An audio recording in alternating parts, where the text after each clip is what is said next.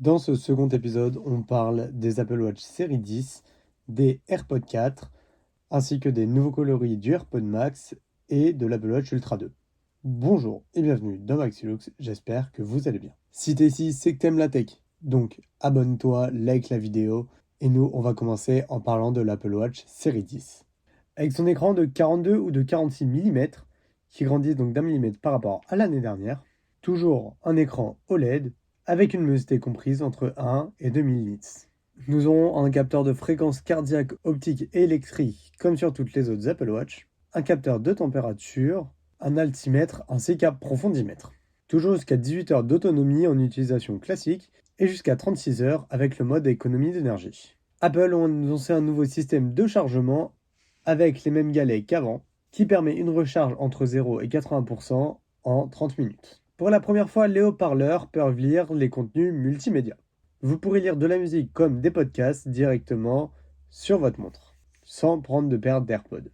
Comme pour toutes les autres fonctionnalités, après un temps d'analyse, votre Apple Watch série 10 pourra détecter les apnées du sommeil. Bien sûr, en cas d'alerte trop fréquente de la montre, il faudra quand même prendre rendez-vous chez un spécialiste.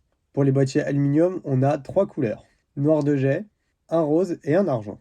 Cette année, l'acier inoxydable est remplacé par du titane et sera disponible en 3 coloris, en ardoise, en or et en titane naturel. La gamme GPS sera disponible uniquement en aluminium, en 42 mm pour 499 € et en 46 mm pour 479 €.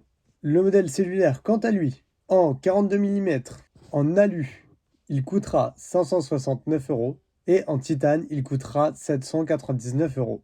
Pour la gamme 46 mm en alu, elle coûtera 599 € et en titane 849 €. Les précommandes sont depuis le 9 septembre et la sortie de la montre sera le 20 septembre en même temps que les iPhones. Le design ne change pas révolutionnairement.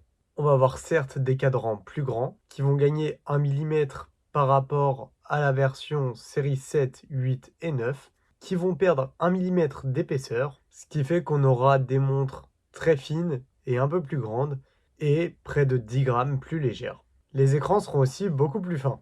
Vous voyez actuellement à l'écran un comparatif avec la version 4, 5 et 6 de l'Apple Watch et maintenant un comparatif avec la série 3. Vous voyez que ça n'a absolument plus rien à voir. La montre s'amincit, les bordures d'écran s'amincissent aussi, donc pourquoi pas d'ici 3-4 ans avoir une Apple Watch avec aucun bord. On va parler très rapidement de l'Apple Watch Ultra 2. Dans une mise à jour, la fonction de détection des apnées du sommeil sera disponible et une nouvelle couleur a été introduite pour cette Apple Watch en noir. Pour rappel, l'Apple Watch Ultra était disponible qu'en titane naturel jusqu'à aujourd'hui. Ces nouvelles Apple Watch Ultra 2 en noir sont disponibles en précommande depuis ce 9 septembre et sortiront le 20 septembre. On change maintenant de sujet pour parler de AirPods. Et j'entame directement avec les AirPods 4. Pour la première fois, Apple propose deux modèles. Un modèle classique ainsi qu'un modèle avec réduction de bruit active et mode transparence. Donc ce modèle, comme dans le nom, il sera équipé d'une réduction de bruit moins puissante que celle des AirPods Pro 2 et d'un mode de transparence.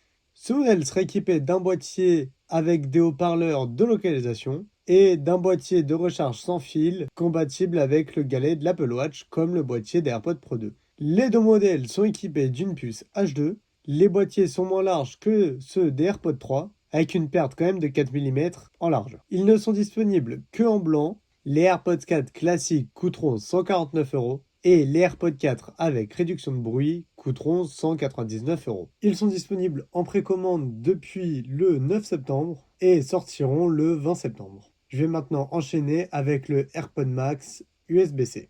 5 nouvelles couleurs, bleu, mauve, minuit, lumière stellaire et orange. Et ils ne sont plus équipés d'une prise Lightning, mais bien d'une prise USB-C, pour un prix de 579 €. Une simple prise USB, c'est pas simple quand on a un casque qui a 4 ans, dont les utilisateurs veulent qu'il évolue. Moi, je suis prêt à parier que dans moins de 2 ans, le casque sera mis à jour, et ce coup-ci avec une puce H2, avec une meilleure réduction de bruit bien que déjà excellente, plus fin et avec de nouvelles fonctionnalités. Les AirPods Pro 2, par le biais d'une mise à jour, vont évoluer.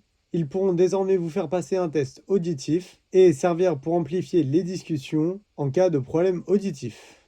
Tout cela se faisant par mise à jour, il n'y a pas de modèles qui sortiront et ils sont toujours disponibles pour 279 euros. J'ai donc fini de couvrir tous les produits présentés pendant cette keynote du 9 septembre 2024. Si vous avez loupé la vidéo sur les iPhone 16, pas de panique, on se retrouve samedi avec la partie 1 des iPhone 16 et la partie 2 donc des Apple Watch et des AirPods que vous venez de regarder qui seront mis bout à bout pour en faire qu'une seule vidéo. Donc moi je vous laisse, j'ai encore du travail. On se retrouve donc samedi à 10h. Allez, ciao, bye bye. Et si t'es encore ici, pense à liker et à t'abonner.